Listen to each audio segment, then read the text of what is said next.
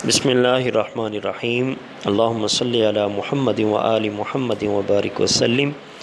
جی، حالت سفر میں نماز قصر کے متعلق سوال کیا گیا ہے۔ اس میں 2-3 باتیں میں اختصار کے ساتھ عرض کر دیتا ہوں۔ سفر کی حالت میں نماز قصر ہی پڑھی جائے گی۔ یہ عوام میں غلط فہمی ہے کہ کوئی پوری پڑھ لے یا قصر پڑھ لے تو کوئی حرج نہیں ہے۔ نہیں، بہت بڑی حرج ہے۔ جو حکم ہے قصر کا تو وہ قصر ہی پڑھنی پڑے گی۔ اگر کوئی پوری پڑھے گا تو وہ ثواب نہیں بلکہ گنہگار ہوگا۔ اور پھر یہ بھی ایک غلط فہمی لوگوں کے اندر پائی جاتی ہے کہ پہلے سفر کے وسائل دشوار ہوتے تھے، آج کل جدید وسائل ہیں، سفر کی جو سواریاں ہیں یہ جدید ہیں، تو اسی لیے اب وہ حکم نہیں ہے۔ تو یہ بھی غلط فہمی ہے۔ قیامت تک کے لیے جو حضور نے حکم فرمایا ہے وہ حکم برقرار ہے اور باقی رہے گا۔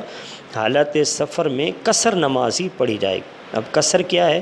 4 رکعت جو فرائض ہیں ان کو 2 رکعت ادا کر کے پڑھنے پڑیں گے۔ ظہر بھی 2 رکعت، عصر کی 2 رکعت اور عشاء کی 2 رکعت۔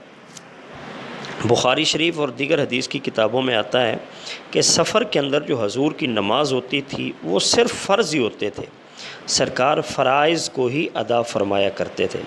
ہاں، اگر کوئی شخص گیا ہے سفر پر اپنے کام سے، روزمرہ کا جو کام ہے اس سے ہٹ کر سفر کی جو لمٹ ہے وہ پوری ہے اور وہاں پر رہ رہا ہے، وہاں پر اگر وہ مسجد میں جا کر یا گھر میں سنن و نوافل پڑھ رہا ہے تو اسے نفلی ثواب ملے گا۔ لیکن دوران سفر جو سفر کر رہا ہے تو اس میں جو سرکار صلی اللہ علیہ وسلم کی نماز تھی، فقہا فرماتے ہیں وہ صرف فرض ہی ہوا کرتے تھے۔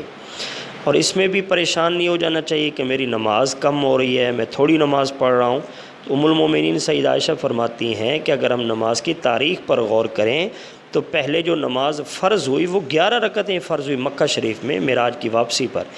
بعد میں سرکار علیہ السلام مدینہ پاک جب تشریف لے آئے، حالات پرامن ہو گئے، تو پھر دوسرے سال پھر شکرانے کے طور پر یہ 2 رکعتیں اور حضور پاک نے حکم ارشاد فرمایا اور یوں 4 رکعت ہوئی۔ لیکن فجر کی 2 رکعتیں رہنے دی گئیں، مگر اس میں حکم یہ دیا گیا کہ فجر کو 4 کے برابر کرو، اس میں قرآن پاک کی تلاوت زیادہ کی جائے۔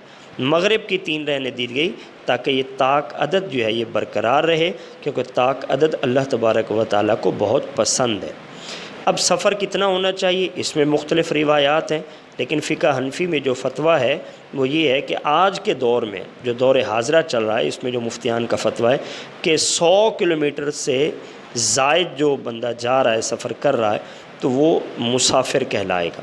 اور وہ اپنے کام سے ہٹ کر جا رہا ہو، سفر پر جا رہا ہو کہ رہنے کے لیے جا رہا ہے، کسی اور معاملات کے لیے، روزمرہ کا جس کا کام ہے، تو وہ مسافر فقہا فرماتے ہیں نہیں کہلائے گا۔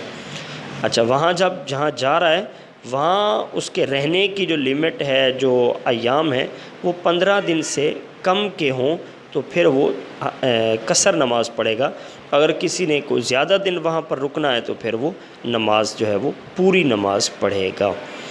اللہ تعالیٰ سے دعا ہے اللہ تعالیٰ مجھے اور آپ کو دین کی سمجھ عطا فرمائے۔ ہاں، اگر کسی کی سفر کی نماز قضا ہو گئی ہے تو جب وہ واپس اس کی ادائیگی کرے گا اقامت میں، تو وہ جو قضا ہوئی تھی وہی پھر وہ قضا کرے گا، یعنی حالت اقامت میں 2 رکعتیں رہی تھی تو وہ 2 رکعتیں ہی ادا کرے گا۔ اللہ مجھے اور آپ کو دین کی سمجھ عطا فرمائے۔ والسلام۔